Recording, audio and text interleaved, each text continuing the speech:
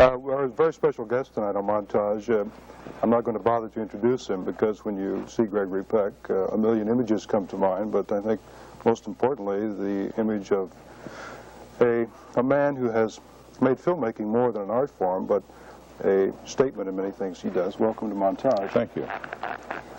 You look exactly like you look in movies. Well, that's good. I can't help that.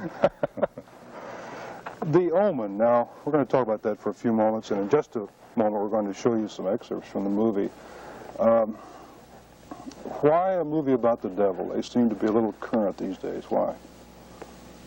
I suppose it's escapism for one thing. It's a new variation on the old horror film or Gothic novel.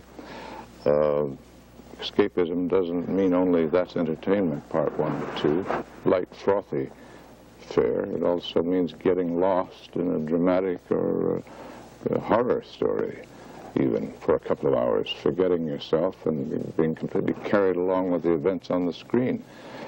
The other reason, I think, probably is that some people find satisfaction in blaming the current ills and troubles and corruptions and mistakes and doubts about our political leadership on some evil, supernatural outside force. I think it was said better, the devil made us do it. That's the answer for Watergate. You put up on it. Yeah. Before we go any further, we're going to show you some clips from the movie Omen, and let's just watch. This first knife is most important. It extinguishes physical life and forms the center of the cross.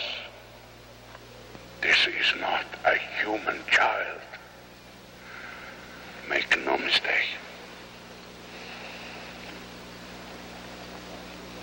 You must be devoid of pity. And the woman? She is an apostate of hell. She will die before permitting this.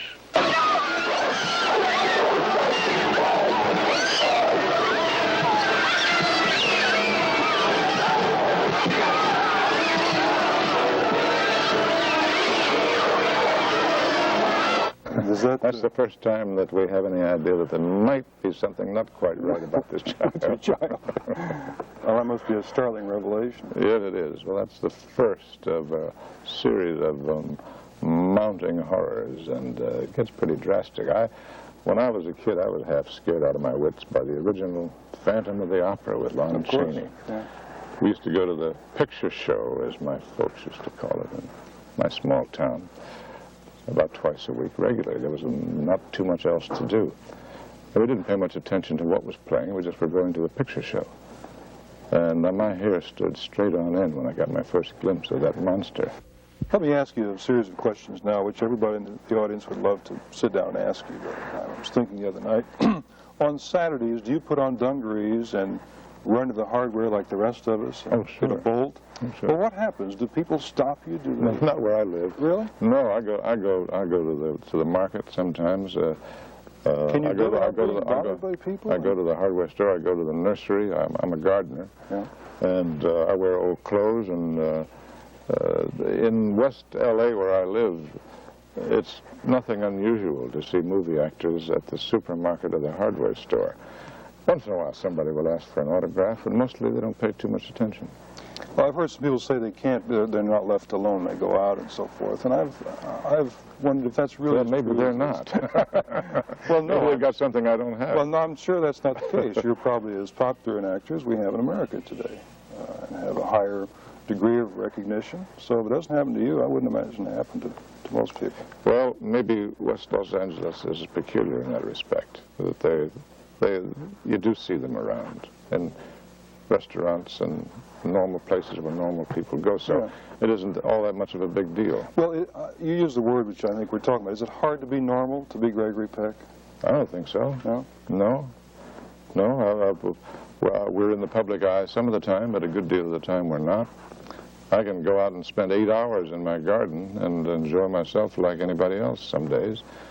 I can go for a swim. I can ride a bicycle for exercise. I can go to the movies. I can have friends in for dinner or go to their house. we're not always in the limelight.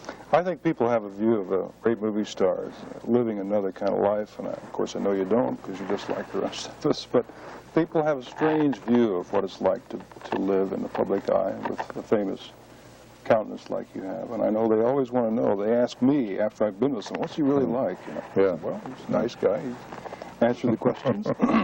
Well, I don't think about it. I'm sure you don't. To me, it's a very interesting job, which I feel lucky to be able to do.